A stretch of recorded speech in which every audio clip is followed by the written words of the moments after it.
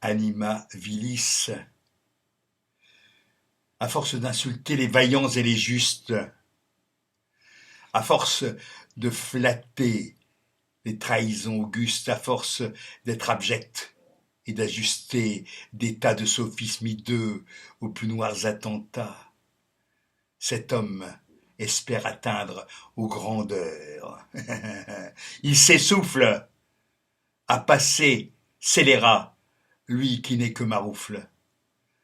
Ce pédagogue aspire au grade de coquin, ce rhéteur vers de terre et de lettres pasquins qui s'acharne sur nous et dont toujours nous rime, tâche d'être promu, complice des grands crimes. Il raillait l'art, et c'est tout simple en vérité, la laideur est aveugle et sourde à la beauté. Mais être un idiot ne peut plus lui suffire.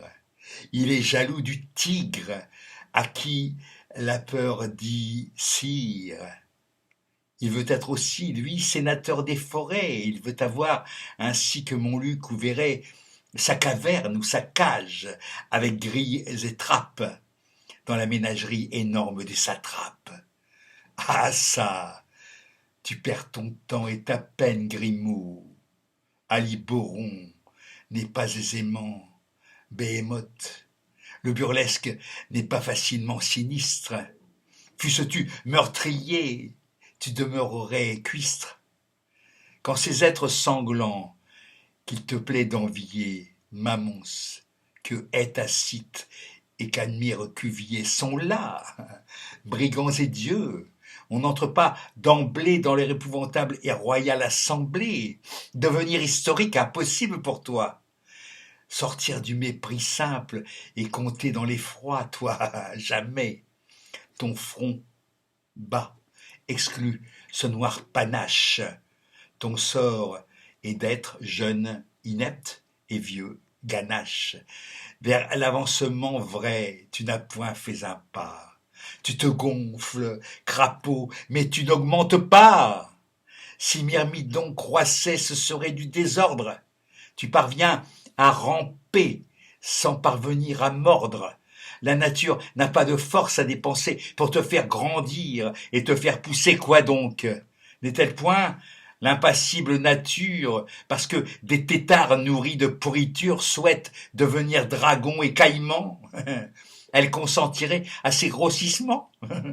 Le ver serait boa, l'huître deviendrait hydre, locuste empoisonnait le vin et non le cidre. L'enfer fit arrêtin terrible et non brusquet. Un avorton ne peut qu'avorter. Le roquet s'efforce d'être loup, mais il s'arrête en route. Le ciel mystérieux fait des guépards sans doute de fiers lions bandits pires que les démons, des éléphants, des ours. Mais il livre les monts, les antres et les bois à leur majesté morne.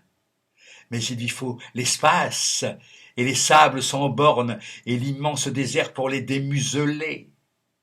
Le chat qui veut rugir ne peut que miauler.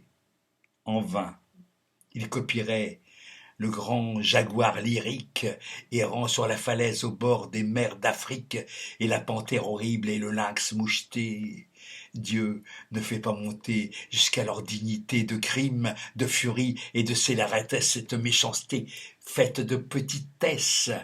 Les montagnes, pignons et murs de granit noir, d'où tombent des torrents affreux, riraient de voir ce preneur de souris rôder sur leurs gouttières. Un nain ne devient pas géant au vestiaire. Pour être un dangereux et puissant animal, il faut qu'un grand rayon tombe sur vous. Le mal n'arrive pas toujours à sa hideuse gloire. Dieu tolère, c'est vrai, la création noire, mais d'aussi plats que toi ne sont pas exaucés.